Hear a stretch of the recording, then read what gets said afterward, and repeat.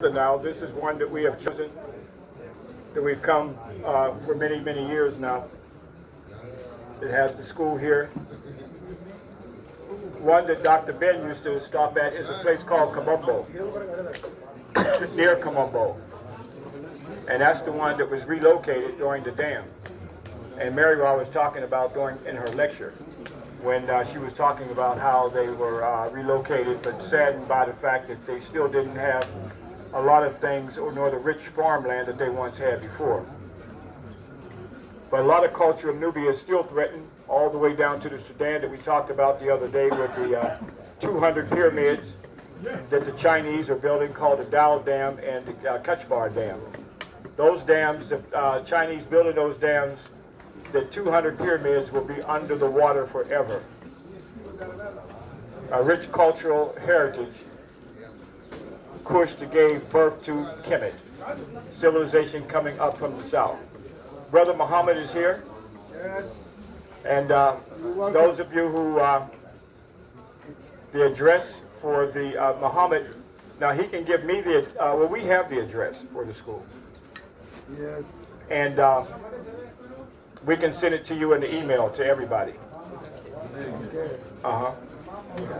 For those of you who want to continue to donate to the school here in Nubia.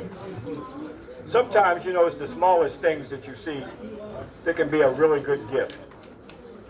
And I remember when I first came here, I was watching this gentleman over here, this brother over here, and I noticed that he was pouring the sand into these bottles. I wasn't paying much attention to it until I actually saw what he was doing. And he's pouring this sand into these bottles, and he's able to pour this sand into the bottle to make that design exactly the way that is. A little bit here, a little bit there.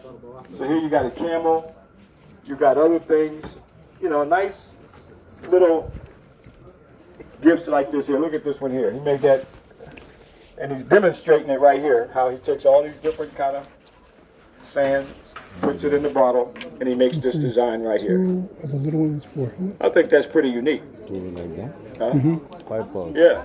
Okay, then I have a couple of them in my home. Two, one bigger. There's a little, so he starts off like this here.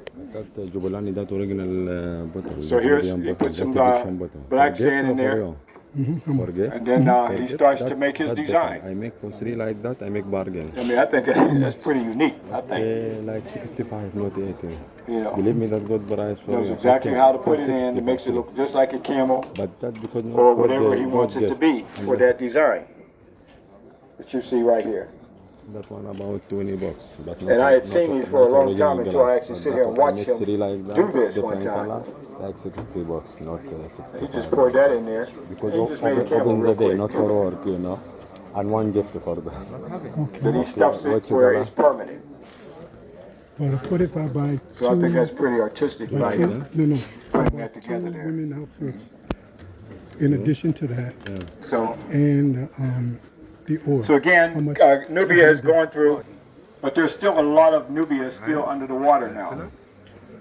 And even though down in the Sudan, not far from where you were at yesterday, It's okay. that area right there, that's not far away. We're talking about Jua or Jebel Bakel and those 200 pyramids of the Kandakes. That's not far from where we were at.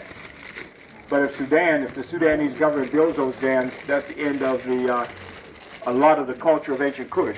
Now the French were the first who started to build the dam. And then when they realized how much of the culture of ancient Kush would be lost, They 2 for 5. and to my shock, Three like that. the French stopped. 3 original glass. They said, we can't do this.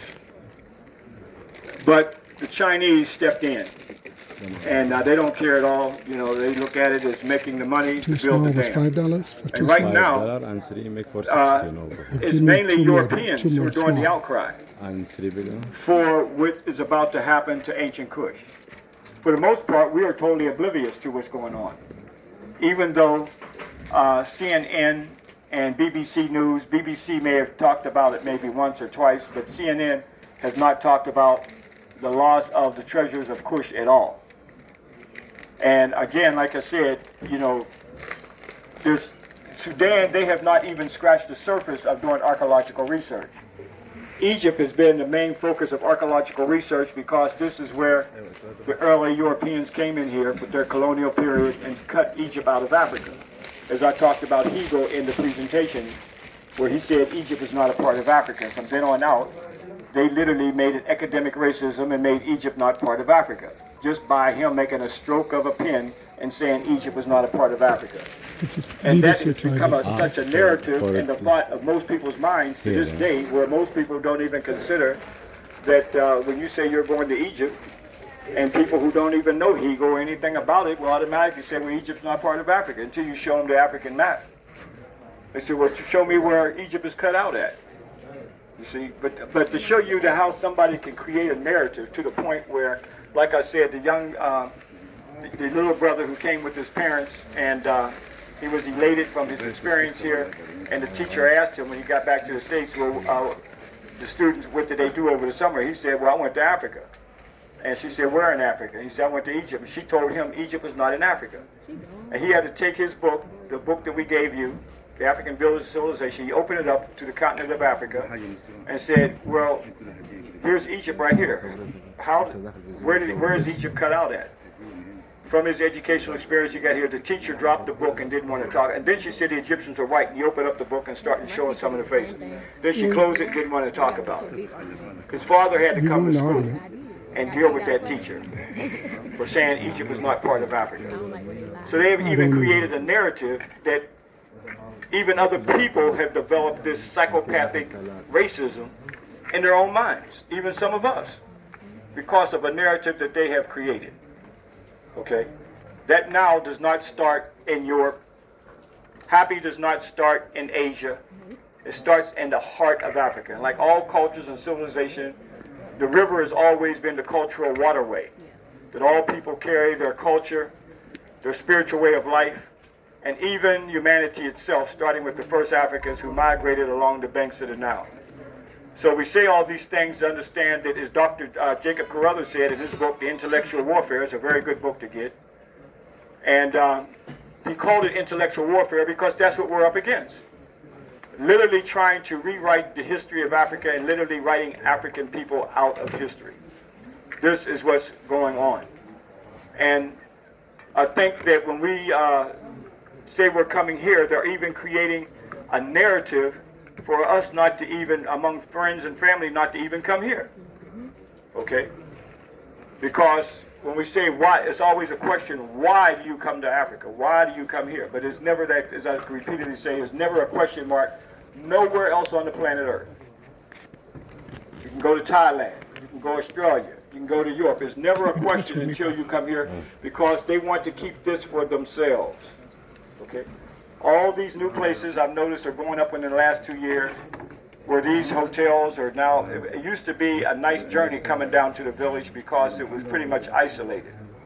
It's no longer isolated. You got all these hotels and all these things are now moving down into the Nubian village here that was isolated for the most part, most of the time that we came here. And these hotels, if you notice now, they want the Europeans want a natural experience. And they want to live as the Nubians are living. So they're actually coming here and spending time and having a complete cultural Nubian experience by living here. Okay? Yeah. And that's why they're building a lot of those hotels you see all around here. But I didn't see, they weren't here in the last 3 or 4 years. And I said, when you go back, you're going to be dealing with the same type of situation when you try to talk about that you went to Africa and all the negativity that we have to deal with. But those who are receptive, then you talk to them. Those who are in that stench of ignorance, walk away because you don't have enough lifetimes of trying to tell them about your experience when their mind is incarcerated and don't want to deal with what you experience here. You have to just walk away. And then when they see that you don't care about their ignorance, that stench, then they might come to you and say, tell me about your experience. And then that's what you have to deal with. But another thing that's happening here is that you have a lot of the Nubian men. Before, when I came here in the 80s, there were a lot of young men here. A lot of these young men now they're taking them away. European women are coming here and taking them away to Europe as sex slaves. So that's another crisis that Nubia is facing.